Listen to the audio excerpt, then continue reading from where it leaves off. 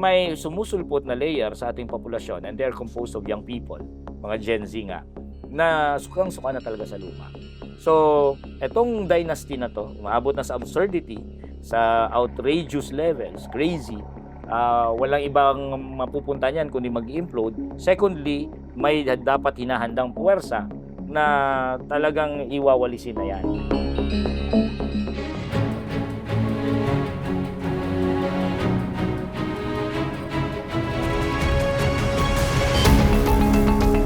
Sa ikatlong episode ng Vote Wise, kakausapin po natin si Attorney Luke Espiritu. Nakilala si Attorney Luke sa kanyang maaanghang na pananalita at matatalim na pagpuna sa mga mali sa pamahalaan at lipunan. Naalala niya yung debate noong 2022? Yung binara niya yung mga kapwa kandidato niya sa pagkasenador noon na sina Larry Gadon at Harry Roque? Nakahanap ng katapat yung dalawa. Kaya naman nagmarka si Luke Espiritu sa maraming botante. Ang tanong, kaya bang manalo bilang senador ni Attorney Luke sa susunod na eleksyon? What made you decide, given that you ran unsuccessfully in 2022? I don't even think that unsuccessfully can be the proper term, because the way I see it, relative to the fact that I was unknown, and relative to the fact that we did not have any money or machinery, medyo may inabot naman ang kampanya natin. Una, may na-achieve yan pagdating sa pagpapatampok ng issues ng manggagawa at ng masang Pilipino. At least na itaas natin ang diskurso. Pangalawa, na-animate natin at na-inspire ang mga gusto ng pagbabago sa ating bansa, yung mga ayaw na sa trapo. Na-inspire natin, we were able to speak to them. So, pangatlo, despite the fact na unknown, walang pera, walang makinarya, naka 3.4 million votes pa rin tayo. Alam ko na relative to those na merong makinarya at pera at mga established names, hindi pa sapat yun. Pero 3.4 million is not a small, insignificant number. And we have to cater to that market. Ang ibig sabihin ng market, yung mga sumusuporta, hindi sa akin personally. Yung sumusuporta for what we stand for. Yung mga kabataan, for example, mga Gen Z na sukang-suka na sa trapo.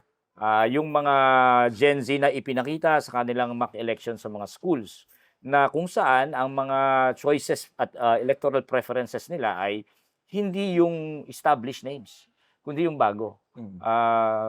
I-review ninyo yung 2022 na mga mock election sa mga schools. Talo talaga trapo doon. So, at the same time, yung mga manggagawang pinaglalaban natin, meron tayong binibitbit. Meron tayong parang market or audience or nakikater tayo sa isang signifikanting seksyon ng Philippine population na maari may potential na maging puwersa bilang ng pagbabago. So bakit hindi naman kami tatakbo at sasabak ulit sa eleksyon?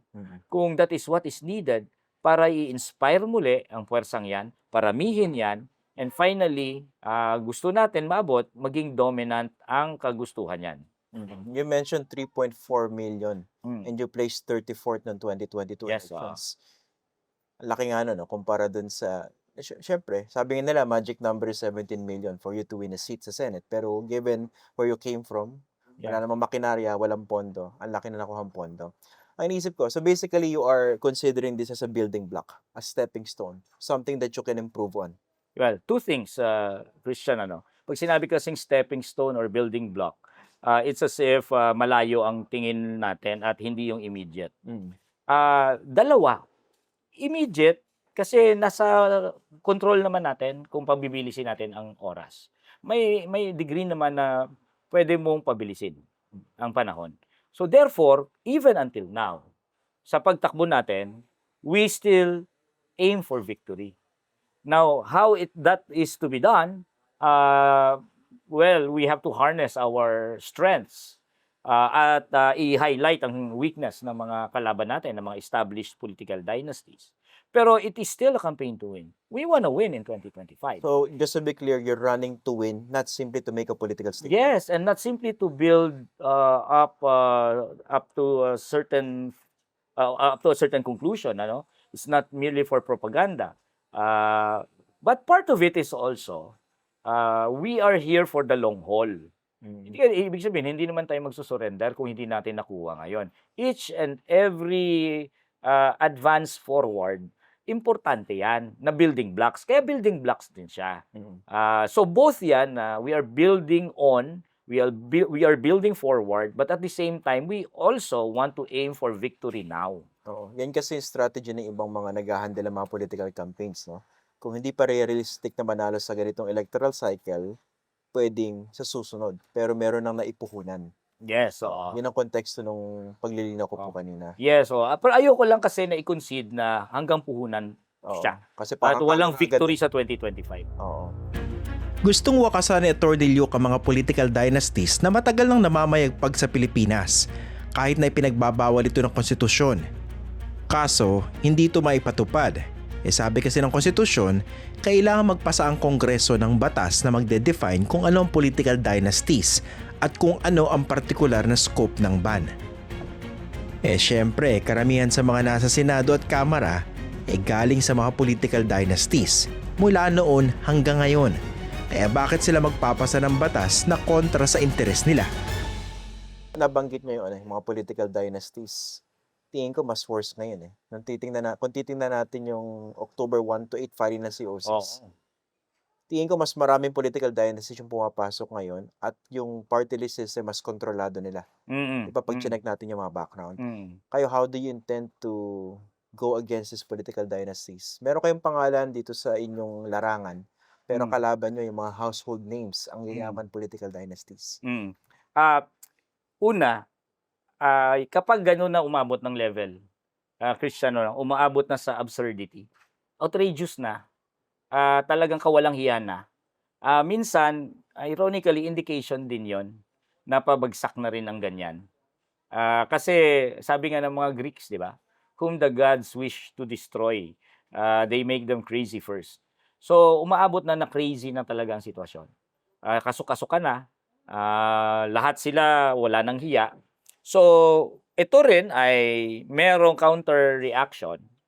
May counter pull din ito na it will also indicate na medyo wala nang ibang papupuntahan ito kundi mawawasak na yung ganitong klaseng pamamalakad, yung pagkakaroon pamamayagpag ng mga dynasty. Dahil baka sinasagad nila yan, sinasagad na nila, magi-implode yan. Secondly, hindi naman totoo na hindi unchallenged yan. Unchallenged yung rule ng dynasty na yan. Tandaan natin na noong 2022, nagkaroon ng pink tide, mga kabataan, Gen Z. Binanggit ko nga kanina, tumingin ka sa mga mock elections ng mga schools, lahat ng mga trapo doon ay nire-reject. At ang binoboto ng mga kabataang estudyante ay yung mga names ng mga bago, hindi galing sa political clans. Doon nga ako nakalusot Nakakalusot ako doon ng bilang number 4, 5, or 6. Si Chel Jokno, number 1 doon. Si Risa Ontiveros, number 2. Number 3, si Laila de Lima. Ang 4, 5, 6, tatlo na kami, nagpapalit-palit ni Nery Colmenares, ni Teddy Bagilat at ako. So, wala doon yung mga political clans. Wala yung mga established names doon. So, ibig sabihin, may sumusulpot na layer sa ating populasyon and they're composed of young people, mga Gen Z nga, na sukang-suka na talaga sa luma. So, etong dynasty na to, umaabot na sa absurdity, sa outrageous levels, crazy, walang ibang mapupunta niyan kundi mag-implode. Secondly, may dapat hinahandang puwersa na talagang iwawalisin na yan. Yung hindi susuporta dyan at magiging market ng tunay na alternatibo. Yung mga diskursong pampolitika na mataas. And merging that, yung mga kabataan, and I'm already revealing my strategy for the 2025 elections, merging yung force ng mga kabataan na gusto na talaga ng pagbabago, merging that with the workers na patuloy lumalaban, I think we could create a force now na anti-dynasty. And creating that force na ang outlook ay against a dynasty at against a trapo, kung saan kami magsasalita, kung saan tatanggapin ang aming mga diskurso, saan tatanggapin ang mas mataas na level ng political discourse, kung saan tatanggapin nila yung alternatibo, hindi yung song and dance at entertainment ang kinukonsume, kundi talagang totoong at seryosong pagtalakay ng problema ng ating lipunan. Using that and talking to them and strengthening that force, and that force influencing now the political landscape, I think we have a chance. How exactly do you intend to do that? Kasi that's a good strategy, pero how do you intend to concretize it? Well, unang-una, importanteng-importante na makita ng mga Gen Z, ng mga kabataan at ng mga manggagawa, unang-una makikita nilang sincero ka. Sa iyong pag-articulate ng mga posisyon, alam nilang hindi yan bola. And sure naman kami na yan ang advantage namin laban sa Trapo. Yan ang pinaka-advantage namin kasi hindi kami nambobola. Ang Trapo nambobola yan eh. Nag-iimbento lang yan ng posisyon para ma-elect. Nambubudol, kumbaga. Secondly, ang powers of articulating namin. Hindi ba ninyo napapansin na kapag galing mass movement, may power to articulate? Yeah. Pero kapag ito ay Trapo, halimbawa, sila Sara Duterte o si Bongbong Marcos, hindi marunong mag-articulate ng ideas. Yeah. Hindi nga sasama sa debate. So, our powers to articulate comes from the fact na genuine kami sa ina-articulate namin. Bakit? Kasi buhay namin ang inalay namin para sa pagtaguyod ng interes ng mga basihang masa, ng mass movement. So, we will harness those advantages. That's what we're gonna do. And makikita naman yan later on sa course ng election, sa platform sa limbawa ng senatorial debate. Added to that, Christian, dahil na rin siguro na democratized din, kahit papano, ang mga areas kung saan pwedeng magkaroon ng intervention ng mga walang perang tulad ko. Halimbawa, dahil sa teknolohiya na rin, pwedeng mag-arrange ng mga debate ang mga kandidato. At itong debating to, pwede itong mai-air through internet, sa maraming media. So, pwedeng makonsume ng maraming mga tao. And these types of platforms open sa amin. At kapag ganon, halimbawa, senatorial debate, pagka ganon, nai-equalize Kasi doon patalinuhan na lang All things being equal na doon hindi na importante doon kung bilyon ba ang ginastos mo sa kampanya. Hindi na importante doon kung maraming kang poster, maraming kang advertisement. Magkakaharap kayo doon, pantay-pantay kayo doon, makikita talaga kung sino ang may bitbit ng tunay na alternatiba. So, available din sa amin ang mga platforms na yan. Plus, available naman sa amin din ng internet. Available din sa amin ang mga spontaneous support ng mga kabataan, ng mga manggagawa. Lahat ng yan, pwedeng i-harness. Parang tulad to, Christian, ng dapat hindi ka nawawala ng hope dahil mas may advantage logistically ang kalaban mo. We have to learn from the Vietnamese. During the Vietnam War, logistically talagang superior ang Amerikano at kalaban nila ang Amerikano. Pero they have to harness the meager resources that they have, their own strength, and that comes from themselves as a people na nagre-resist sa oppression. And I think yan din ang pwede naming gamitin. We have to harness our strength from the fact that we come from the mass movement and we have been resisting against oppression. And we are genuine as candidates, and we could articulate on issues and the alternatives. And there are now available platforms for us to be able to articulate what needed to be articulated. Malinaw na dihado si Atty. Luke kumpara sa mga mas sikat at maperang mga kandidato. Pero hindi ibig sabihin na wala siyang sariling makinarya. Matagal ng labor leader at aktivista si Luke. May sarili siyang network na mga taga-suporta na pwedeng makampanya para sa kanya. Bukod dito, excited si Luke na makipagdebate sa mga kapwa kandidato. Dito kasi, magkakaalaman kung sino yung mga may plano o plataforma at kung sino yung wala. Dito mo rin pwedeng sundutin yung iba tungkol sa track record nila sa politika at mga pagbabago sa pinaglalaban. Natatandaan niyo to? Inisa-isa ko po ang records. Wala pong kaso for human rights violation sa Amerika si Ferdinand Marcos Jr. I know your history. You were anti-Marcos before. You were for human rights before. Your life, you spent your life against the Marcoses. You worked for human rights. And now that you were given a Senate spot under the party of Bongbong Marcos, now you cry hallelujah and praise Marcos. Sinadya niyo ba yun o that was spontaneous nung nakaharap niyo sila sa stage? I knew it will happen. Kapag ilagay mo kami sa isang room, ni Larry Gadon at saka ni Harry Roque, may mangyayari talaga. Don't you think? Yeah. Lagay mo kami sa isang kwarto na debate pa yung context. I'm sure outrageous yung mga karakter na mga yan eh. And it so happened na naging outrageous sila sa time pa na ako nagsasalita. Talagang mangyayari yun. Pero yung tipong the words, the moment, you can never anticipate that. And you can never plan for those things. Yung moment itself, the perfect moment, yung words na lalabas sa'yo, hindi maaaring scripted yun. Very authentic kasi mukhang ito yung nasa loob nyo dati pa. Oo. Pero dahil bit mo na rin, 'di ba? Bit mo na rin ang sentimiento na nararapat sa time na 'yon. Kaya medyo medyo prepared ka na rin if the moment comes, 'di ba? Pero kung napapansin mo doon, Christian, wala naman akong ginawa for 1 hour kundi sinasagot ko lang yung tanong. Oo. Siya ang nagsimula eh. Siya ang nagbigay ng oportunidad na magkasagupa kami, si Larry Gadon. Oo. Dahil pinasok niya yung mga pari daw, mahilig sa communism at anti-Marcos. So, siya ang nag-present ng opportunity.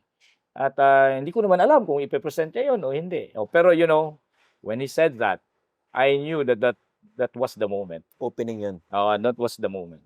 At tapos, may bonus.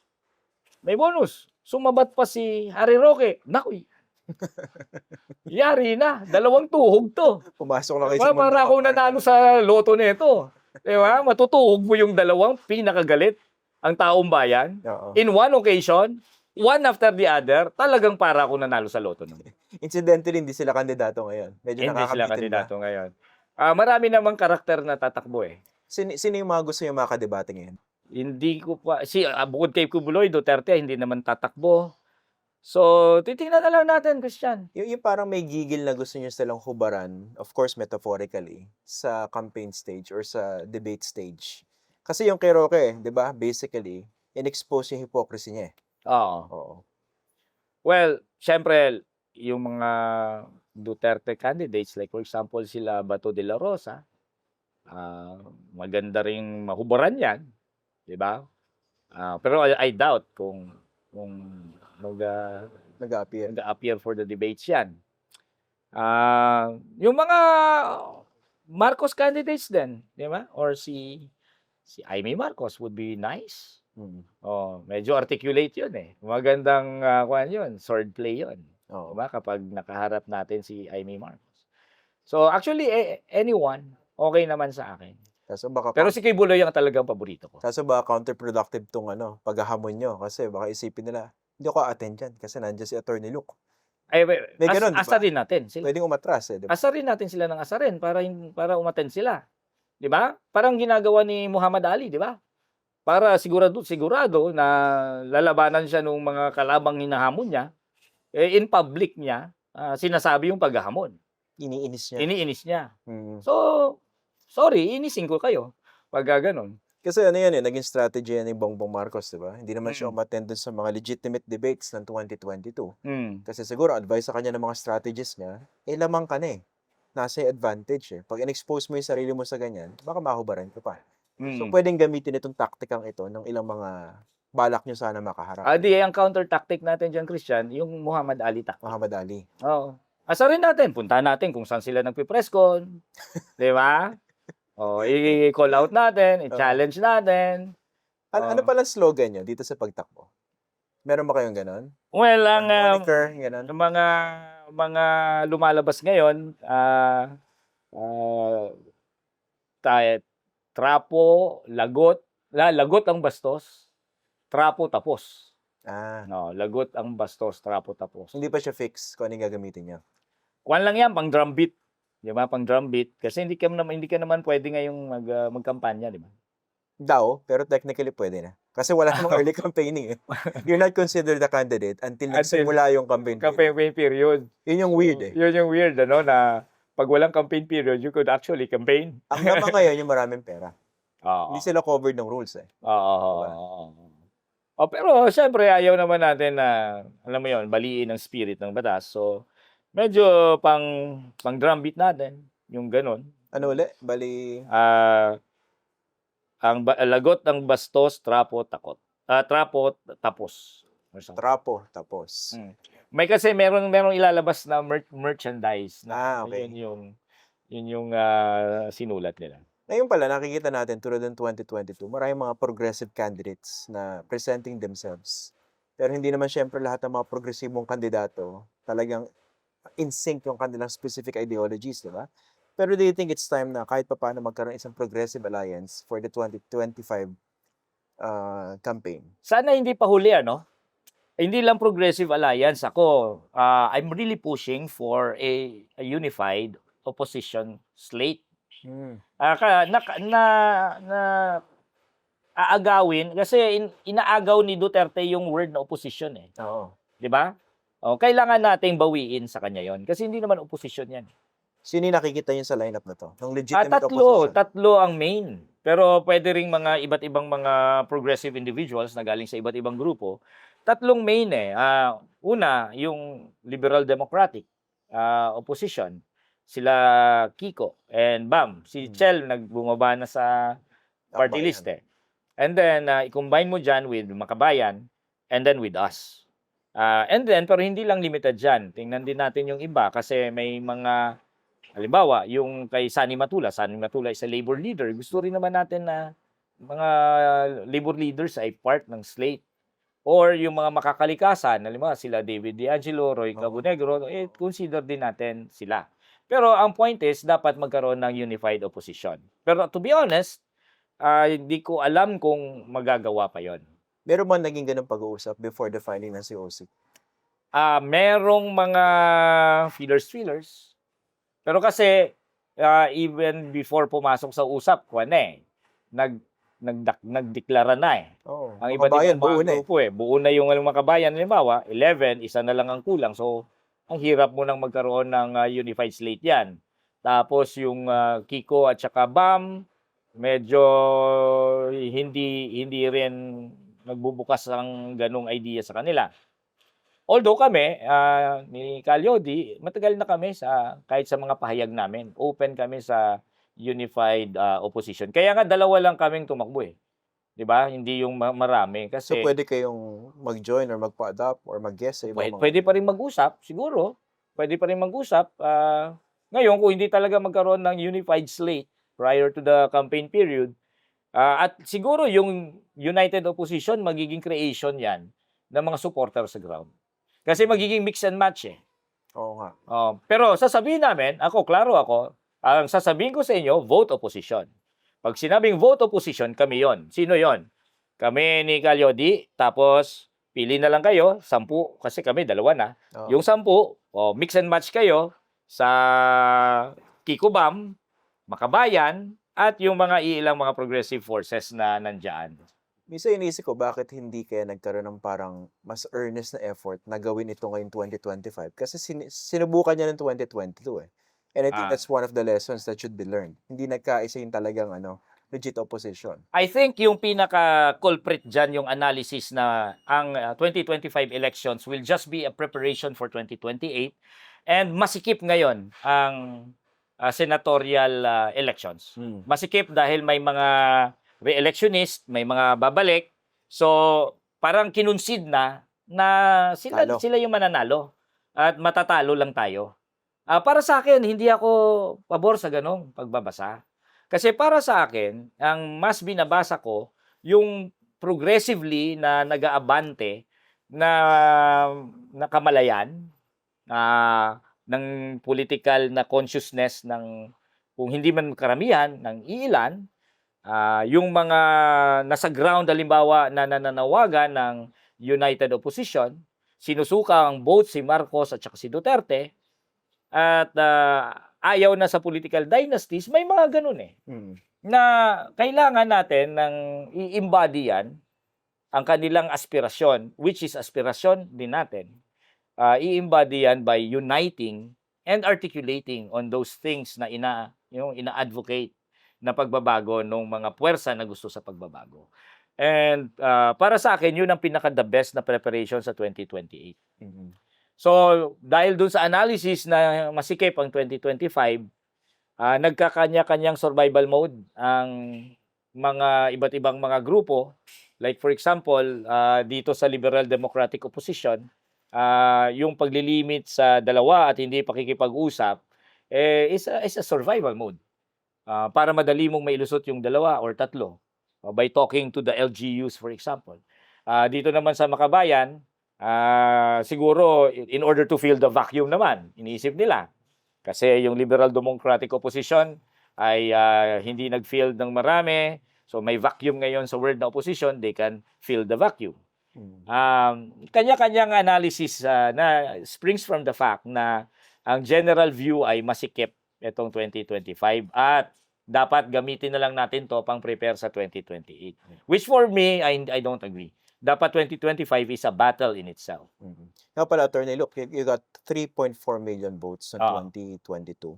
Hindi ba sumagi sa isip niyo na kung i-party list ko ito, sigurado may upuan ako doon? Hindi kasi hindi siya nag-equate sa ganun. Tandaan mo, tumakbo kang senador. Binoto ka Sa para pagka-senador. maging senador ng 3.4 million. It doesn't follow na kapag nag-party list ka, makukuha mo yung support ng 3.4 million. You made your mark as a candidate for senator, then you have to build upon kung ano yung na-achieve doon sa area na yun. Okay. And I would say, mas mahirap pa nga tumakbo bilang party list.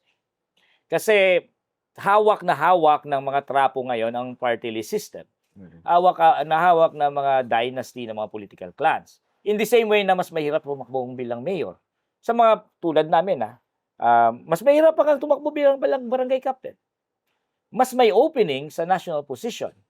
Like Senate. Mas may opening dyan kasi relative to yung localized na control ng mga political families, kahit paano ang national ay hindi naman ganon ang reach ng control ng mga political dynasties. Di ba? So, may opening na pwede mong pasukan. So, yun yung reason kung bakit hindi ko siya iniisip na yung 3.4 na yon pwede yan sa ibang mga electoral positions. Masikip ang labanan sa Senado ngayon sa dami ng mga sikat at mayayaman na gustong maupo o bumalik. Pero sakaling manalo, ano naman kaya ang gagawin ni Attorney Lyok sa Senado? Punta naman tayo sa priority legislation ninyo. Kung sakaling manalo kayo sa pagka-senador, ano yung ipupush niya? Siyempre, anti-dynasty bill. Talagang napapanahon yan ngayon. I think nag-shift na rin ang public opinion. Mas lumalakas na yung panawagan na itigil na yung mga political dynasties na yan. At talagang magkaroon na ng enabling law. Ang constitutional provision natin mandating Congress to enact an anti-dynasty law. Napapanahon na, so dapat ipasa na yan. Gawin na yan, ipasa, itulak. Secondly, historical ang issues na hindi pa nare-resolve sa mga manggagawa. Historical na mga oppression na hanggang ngayon bit pa rin. Kumbaga parang back subject. Yung kontraktualisasyon at saka yung sahod. Yan ay mga back subject na dapat matagal nang na-resolve. Dapat marami ng mga legislative measure na sinusolve ang problema ng sahod na hindi nakabubuhay. Sinusolve yung problema ng security of tenure. And then, yung 3 measures na yan ang una, of course. Pero syempre, hindi lang naman tayo limited sa ganyan. Hindi naman tayo limited sa manggagawa bilang sektor. Syempre, nandyan din ang mga kailangan ng measures regarding climate emergency. Yung pag-shift natin sa renewable energy, pag-phase out natin ng coal, pagkakaroon natin ng climate adaptation measures. So, importante rin yan ngayon. And of course, yung wealth tax, yung pagbubuwis sa mga mayayaman, wag sa mahirap, medyo itigil natin yung mga indirect taxes na binubuwisan natin yung mga mahihirap sa pamamagitan ng VAT at saka ng excise taxes. And so on and so forth. Ang ating ekonomiya na kailangan nating palakasin sa pamamagitan ng pagsuporta doon sa mga productive sectors ng ating economy. And when I talk about productive sectors, we talk about yung mga magsasaka, for example, yung mga mangingisda, yung mga MSMEs, yung mga nagpo-produce.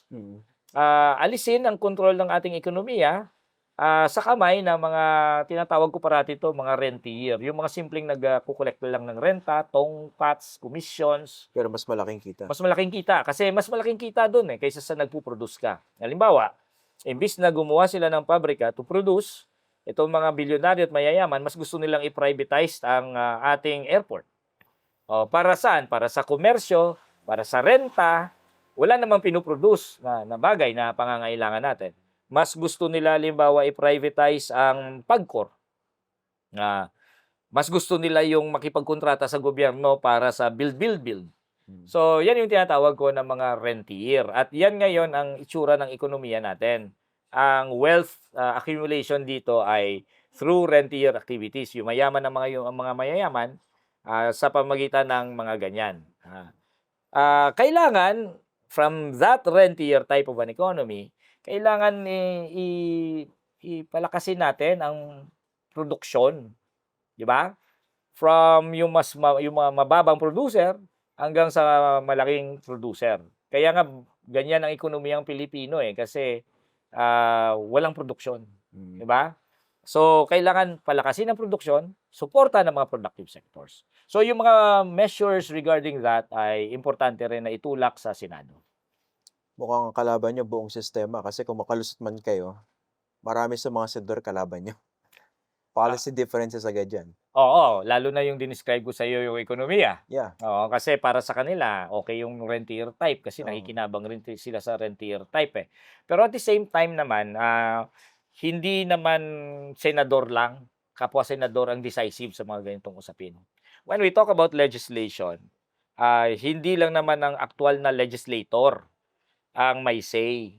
Halimbawa, paano mo itutulak ang political dynasties? Kung tingnan mo ang public opinion, may say din naman Oo. ang taong bayan. Pwede may demand. May demand, Pressure. may clamor from the ground. So, when we talk about wages and when we talk about contractualization, ayaw nyo nga, pero ang mga manggagawa naman ay nagtitipon-tipon, libo-libo. Dinidemand yon. And dyan ko nakikita ang value ng Office of the Senate. Ang Office of the Senate na gamitin bilang weapon ng mga nandun sa labas ng Senate na magtutulak ngayon sa ating mga senador na kailangan na nilang ipasa ang mga measures na mas nakabubuti sa nakararami. So, imagine mo kapag meron kang ganong public office, Office of the Senate, and you are now pro-worker. Imagine lang natin. May senador ka ngayon na nang manggagawa, pro-worker, na bukas ang kanyang tanggapan sa Senado para mapakinggan ang lahat ng ginigiit, lahat ng demands ng manggagawa, ng labor sector, lahat ng mga labor groups, nakikipag-usap sa mga organized labor kung paano itulak ang mga particular pieces of legislation. Imaginein mo kapag merong ganon. Di ba ang lakas nun? Maganda kasi pag ang kausap natin yung mga tumatakbo sa isang posisyon na malinaw kung ano yung plataforma. Pero unfortunately, sa takbo ng eleksyon natin, tsaka pagkakampanya, hindi ganun karami talaga yung mga kandidato na idedetalye nila yung kanilang plataforma. Diba? So maganda na binabanggit mo ito. Ang gusto ko itanong sa Attorney Luke, pag tinitingnan niya yung crop of senators ngayon, nakakaramdam ba kayo minsan na parang overqualified yata ako rito? Modesty aside. Tsaka parang ang baba yata ng kalidad ng Senado natin sa ngayon. Meron bang ganung pagtingin sa inyo minsan? Kung individual senators, Christian, I think may mga matatalino dyan. Meron din namang hindi. Aminin na natin. Medyo kapag individual senators, merong very capable intellectually. Pero marami ring hindi. Pero as an institution, mismo, yung buong institution, medyo failure ang Senate. Whether may matalino man dyan o may hindi masyadong matalino. Ba't yun nasabi? Failure ang Senate. This is the Senate, for example, na nagpasa ng Maharlika funds. This is the Senate na hindi nakapagpasa ng security of tenure law. Hindi na itulak from the time na naipasa before that at na-vinito ni Duterte, wala pa ring ganong batas. Walang follow through. Walang follow through. Ma-resolve ang problema ng inflation. Ma-resolve ang problema ng taas ng bilihin, halimbawa, ng mga bigas, agricultural products. At imbis na ganon, imbis na seryosong diskurso ang pinag-uusapan. Seryosong diskurso tulad dyan. And I would also add pala, Christian, this is the Senate na imbis na i-address ang climate emergency, ito yung Senado na nagtutulak ng mga maduduming enerhiya. Halimbawa, yung coal, ini-expand nila. Senate President Chis Escudero himself ay pabor sa expansion ng coal projects. At tinutulak din nila yung liquefied natural gas.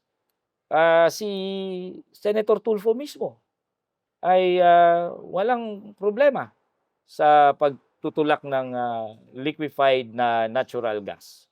So, ito yung Senado na medyo problemado tayo na hindi ina-address ang mga seryosong problema. Bagkus ito rin ng Senado kung saan magsusuntukan yung dalawang senador.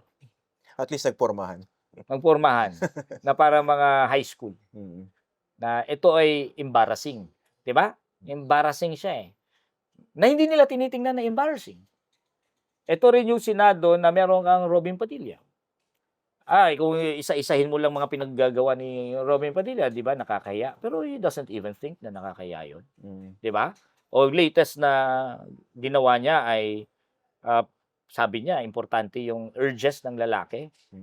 Nasa generation ngayon at nasa 21st century na tayo. Medyo umusad naman siguro yung mga gender issues sa ating lipunan. 'Di ba? Pinag-uusapan na nga yung women's rights, LGBTQ+ rights eh. Umusad naman ang ating lipunan sa ganung area. Tapos makakarinig ka ng ganyan na pamacho-macho na senador sasabihin yung may sexual rights daw Ang husband. ang husband sa asawa. So, medyo Senado na embarrassing. Embarrassing. So, hindi pa naman huli ang lahat. Lagyan natin siguro ng mga progresibo voices. Ngayon, ang nakukonsider ko lang na progressive voice dyan sa Senado si Senator Risa Ontiveros. Nag-iisang progressive voice. Siguro kailangan natin dagdagan ng mga progressive voice dyan sa loob ng Senado. O kaya naman nating itaas na uli ang diskurso niyan pagka nakapasok ang mga progressive candidates sa Senado niyan. Finally, Attorney Luke, kung sakaling palaring kayo at maging senador sa 2025, can you promise your supporters and the wider constituency na hindi kayo lalamunin ng kapangyarihan? Okay. Yung ganyan kasing framework, Christian, napaliwanag ko na yan sa isang interview eh. Very applicable kasi yan sa trapo. Yeah. Kasi ang trapo, siya lang, bitbit niya lang naman sarili niya at saka pamilya niya. Na gusto niya ng pwesto. Pero kami kasi, na mga, ako, halimbawa, na Libor leader, hindi lang naman ako yun, yung kakandidato. Accountable ako sa wider movement na nandyan, sumusuporta sa akin at tinutulak ako. Kumbaga, hindi lang ako, kasama ko ang kilusan ng manggagawa.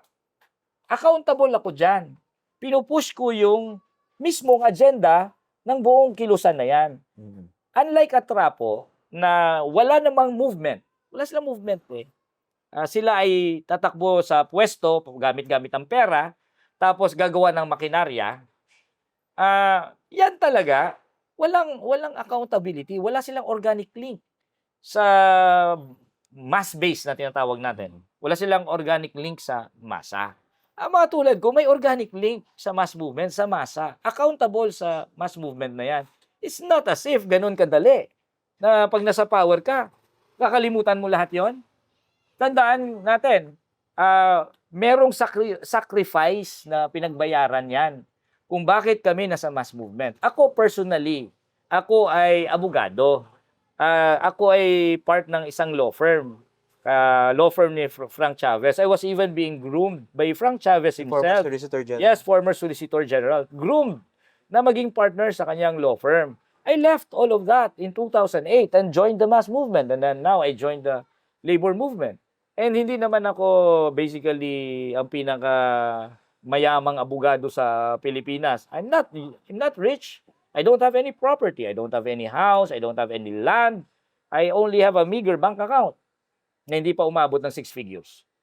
So, yung ganun ba? Yung ganun, buhay mo nang inalay mo para sa mass movement, sa labor movement, at tumakbo ka, hindi lang naman bit-bit ang sarili mo, bit-bit mo ang labor movement, bit-bit mo ang mass movement, ang kanilang advokasya. Pagka nandun ka sa tuktok, ganun ba kadali yon na, uy, nasa pwesto na ako. Kalimutan na. Kalimutan na. Pera-pera na tayo.